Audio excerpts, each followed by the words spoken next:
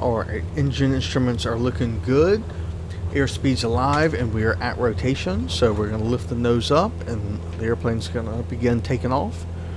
And then we climb out at VY, which is 70, and that's our best rate of climb. And we're simply just making sure we have a positive rate of climb, airspeed looks good, and we're going to maintain runway heading. So we took off from runway 4, and we want to try to maintain the heading of runway 4 until we have cleared past the airport. We continue this climb up to 700 feet, so just a few moments here. Okay, you can see that the altimeter shows 700 feet, which means I can now turn to the crosswind leg. So I'm now executing a gentle bank into crosswind, and we're going to continue the climb up to pattern altitude of 1,000 feet, which we are approaching right now. So at this juncture, I'm going to back off a little bit on the throttle, pitch power, and trim. So we can see there that the altitude is looking good. My throttle is going to come down to a cruising RPM setting of basically 2,200 RPMs, and in a moment here we will turn to our next leg, which would typically be downwind, but as you'll see in a moment here, Tower is going to throw me a curveball. Typically once I reach midfield, I contact Tower, and that's when I let Tower know where I am, and they give me clearance for either a full stop landing or a touch and go, or the option. As you'll hear now. New Bern Tower Cessna 734 for Foxtrot Mike 1,000 feet to land. Cessna 734 Foxtrot Mike New Bern Tower. Altimeter 29.92, wind calm, enter left, base runway 22. Okay, so Tower just told us that we're cleared to land on runway 22. Enter left base runway 22 Cessna 4 Foxtrot Mike. So I'm going to show you a map of the airport.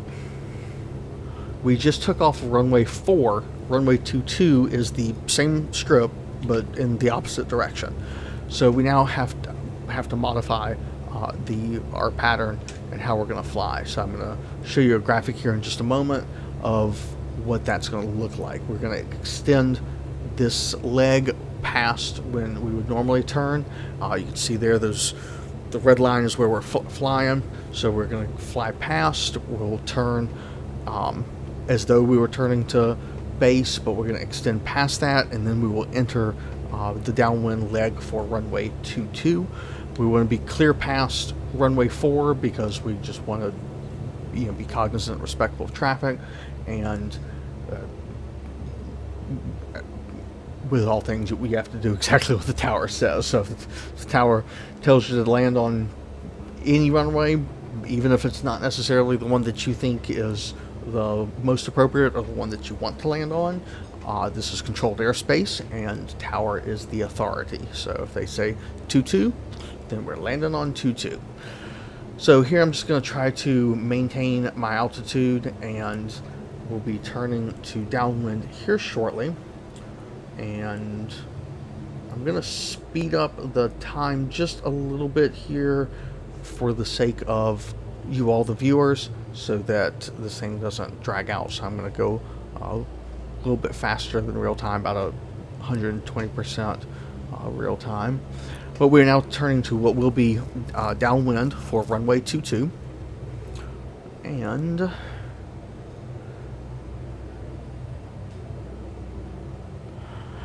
I will say this is one place where a simulator can be more difficult.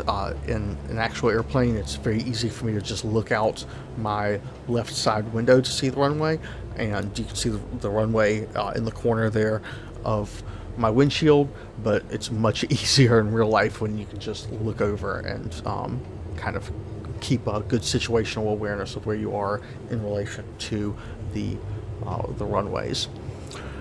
So now we are going to start to transition into slow flight. So for slow flight, we want to make sure that we're slow enough that we can extend flaps. So, just a moment here. Yep, so we can see that we're at a reasonable altitude. We are within flap range. We're a little bit low, but that's okay because we're starting our descent.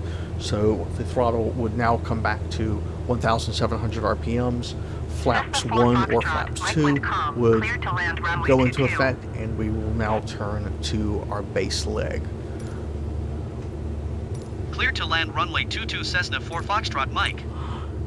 This is a very high demand part of the flight. If I was flying this in real time, this would be a time when I would ask for silence in the cockpit, because this is the most critical phase of flight as we're getting into now. So we want to make sure that we're descending at approximately 500 feet per minute, which you can see is about where we are. And now I will be making my turn to final, also keeping an eye on airspeed. Approximately 70 knots is where we want to be, depending on wind factors, but we won't get into that right now. And now I'm going to make my turn to final. So here's what the goal is to have what's known as a stabilized approach. So we want to line up. We're aiming for the runway numbers. You can see I overshot just a little bit, so I'm going to make a slight correction. We're going to have full flaps in. We're going to be using the throttle to manage our power, and at this point we're pulling the throttle back to idle to allow the airplane to settle into ground effects. And you'll see I kind of pull back a little bit because you can't feel where ground effects are in a simulator like you can in real life. But in just a second, there's our touchdown. Perfect. All right, so main wheels touched first, then I let the nose wheel gently come down. Perfect landing. Now we're using some braking here so that we can get off the active runway as quickly as possible. And Tower's gonna tell us some things here in just a second. Cessna 4 Foxtrot, Mike contact ground on 121.7. 121.7 Cessna 4 Foxtrot All right, Mike. so we've been handed off to ground.